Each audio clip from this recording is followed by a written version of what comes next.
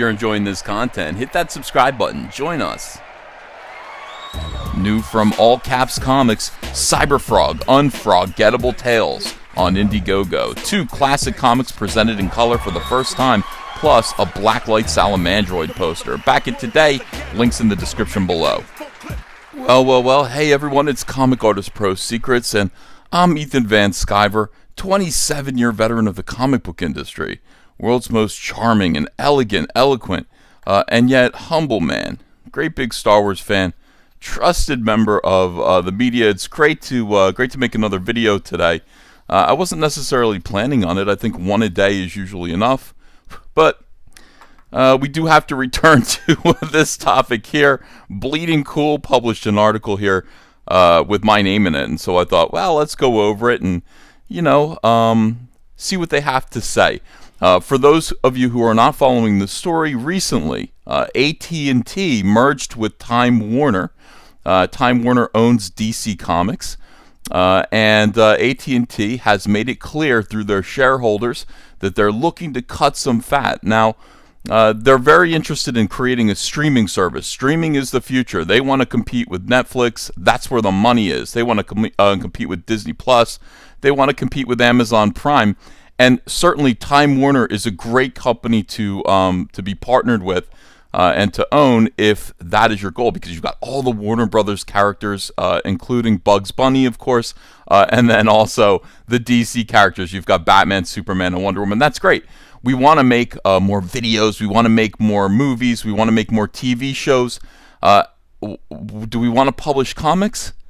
What is this, 1950? No, probably not. Comics are not really a profitable business right now, and so I've been making a few videos saying, look, the writing's pretty much on the wall, and I'm hearing from people within DC Comics and people in the business that AT&T is looking to divest itself of DC Comics publishing. They're still going to hang on to all of the characters, believe that, but they're going to stop. They're going to close down DC Comics.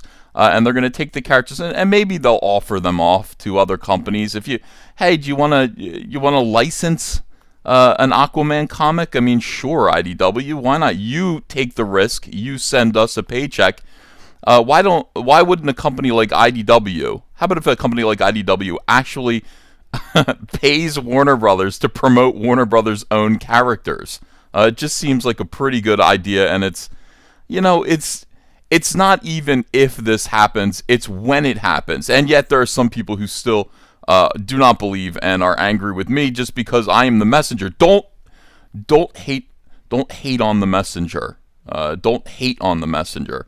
Here we go. Jim Lee at C2E2 says that he's not aging up the characters or shuffling them off for 5G. Now, the original idea was DC Comics under Dan DiDio was going to offer a new initiative called 5G, which is funny because that's like AT&T's thing. So look, we belong to you, everyone, and that also means the fifth generation of DC superheroes.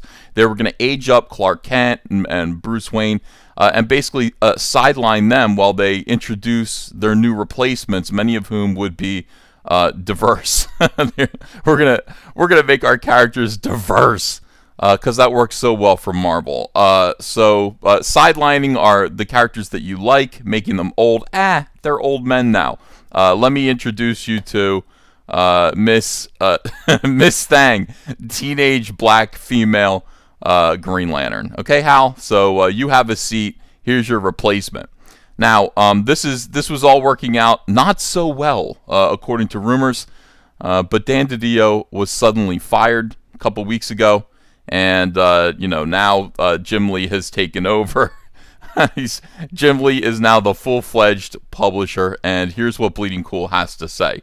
They say, while sketching on panel at C2E2 last weekend, C2E2 is the big convention in Chicago, DC publisher Jim Lee asked the crowd, heard any good rumors lately? Yes, that's right. He was initially talking about rumors launched after the departure from DC of publisher Dan DiDio by the likes of Ethan Van Sciver. Don't say the likes of, just say by Ethan Van Sciver. This channel right here is a beacon of truth, and everyone else can follow me, but I don't really, I take the lead on this. All right, so that AT&T was planning to shutter DC Comics publishing if their upcoming Bleeding Cool rumored 5G Generation 5 plans were not a rip-roaring success. Yeah, that is what I heard from the toppermost of the poppermost. What did John Lennon used to say to his fellow Beatles? Something like that. In any case, Jim Lee did similar pushback when Rob Liefeld predicted. Rob Liefeld is saying the same thing. By the way, comic book fans who are mainstream fans are furious with both of us. I saw a poll on Twitter that was like, who's the bigger douche, Ethan or Rob? Definitely me, okay? Rob's a great guy, but we're both predicting this because this is happening, guys. This is going to happen. All right, so, well, that seems to be a repeating role. Bleeding Cool pushed back on that from our own sources this year. Their sources are within DC Comics, so I don't think Bleeding Cool has sources at the top of AT&T. Now, if they did, that would be a different situation. But even then, I am not sure the Bleeding Cool would be informed about what AT&T is planning to do at its highest levels to appease their shareholders. I don't think that's something that not even the great Rich Johnson has access to that information.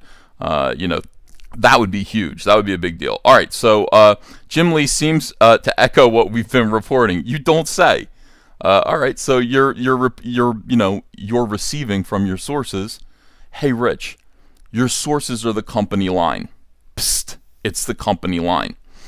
He told the crowd that DC has been around for 85 years. That's true. There's 85 years worth of material for AT&T to exploit. If you need comic book background, comic book material in order to make a story of some sort, there's 85 years worth of everything, and you guys own it all. All right, so Jim Lee says, and we'll be around for another 85 years. Oh, okay. Under no circumstances will DC Comics still be around in 85 years. It's not going to happen. We're a huge and important part of Warner Brothers, and we've been at Warner Brothers for decades.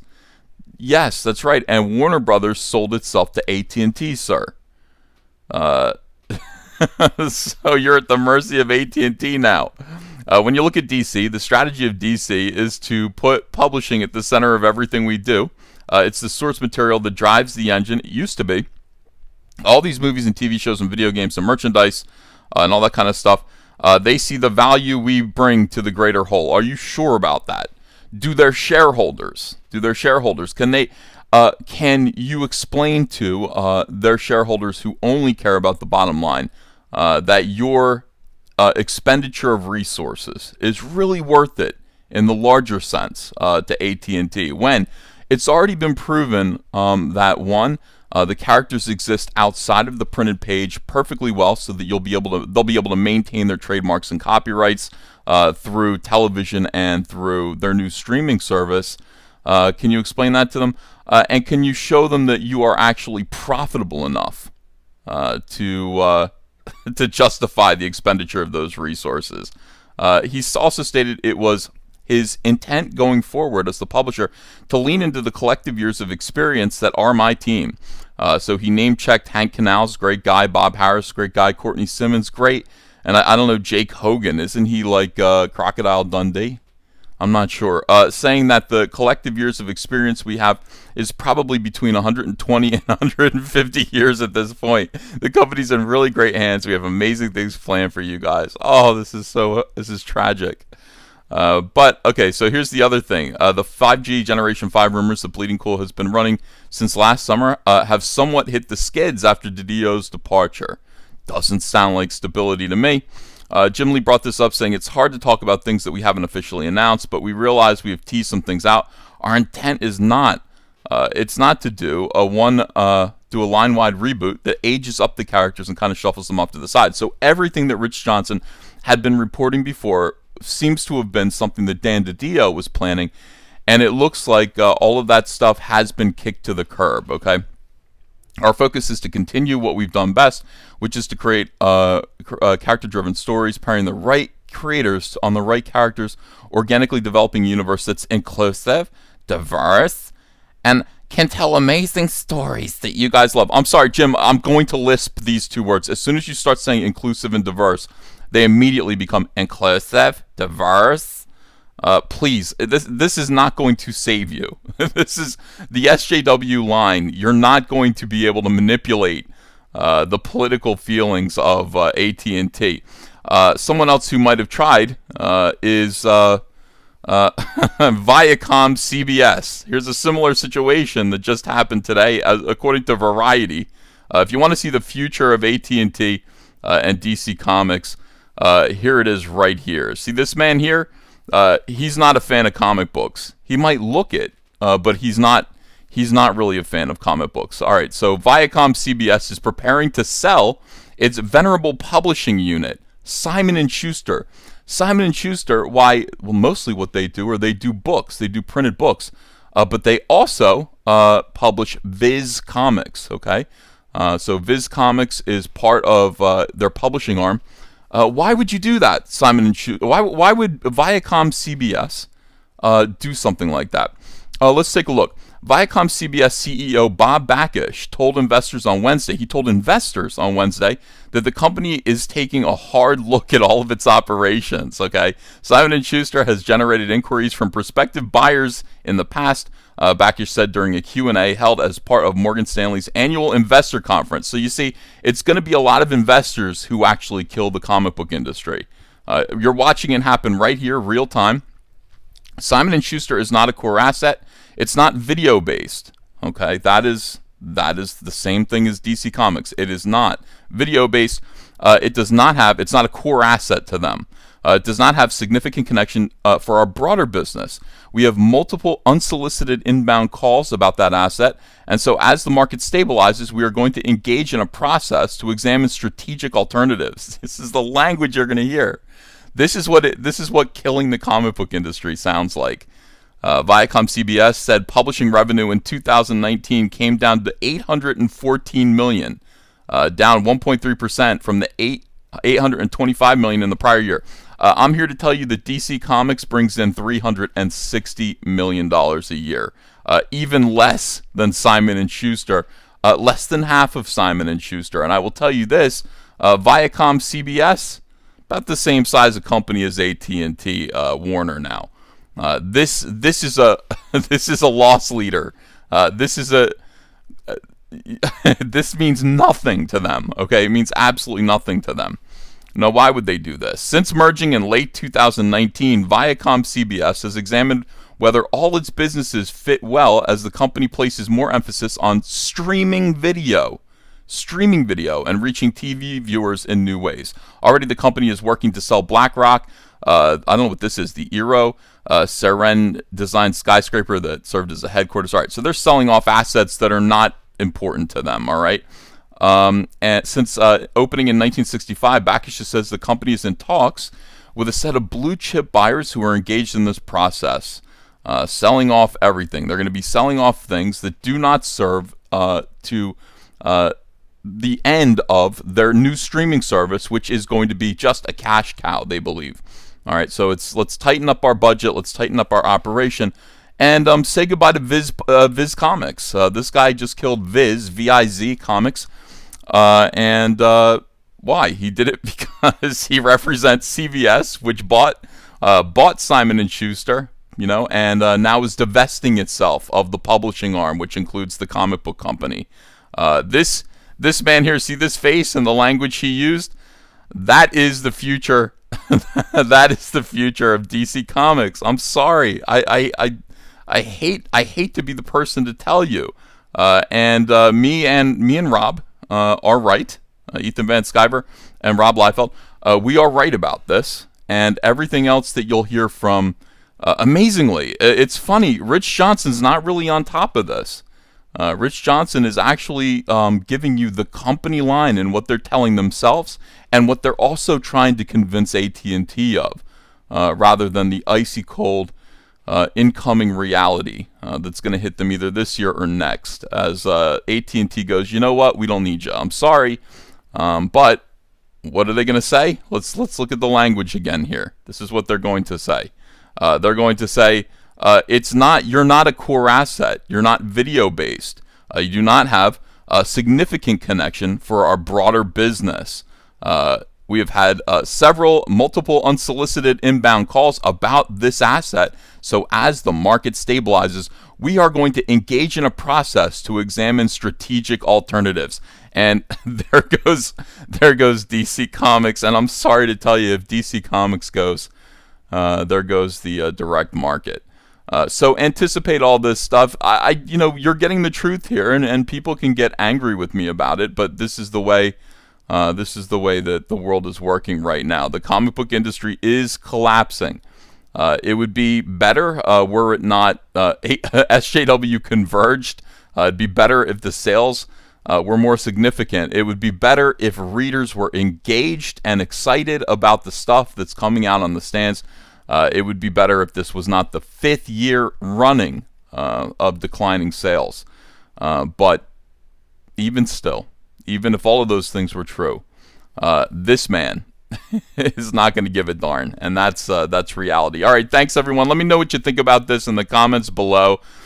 Please do leave a comment, like, share, and subscribe to this channel if you haven't subscribed yet. We're going to continue to monitor this as DC Comics kind of flails about a little bit. They're going to do the best that they can, but they're already backtracking on plans that they had to ensure their own survival, and again, it is going to be sad indeed. So we are going to watch this and monitor it. You will get reality here, and I will talk to you again soon. I'll give you another video. Take care.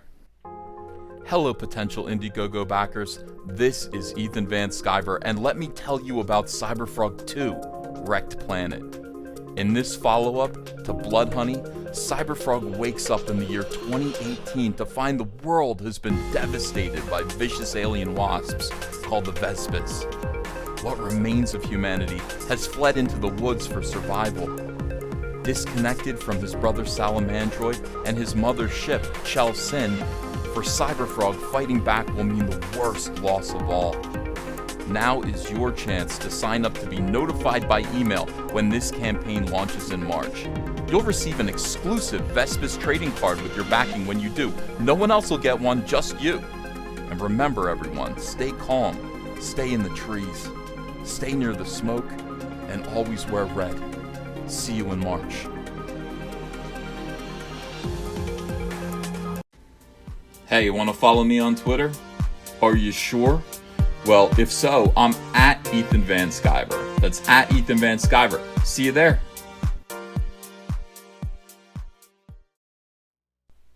Hey, I got a P.O. box. Want to send me some mail? Send it to Ethan Van Sciver, P.O. Box 607, Marlton, New Jersey, 08053. And I'll probably open it up on the live stream. Thanks very much, everyone.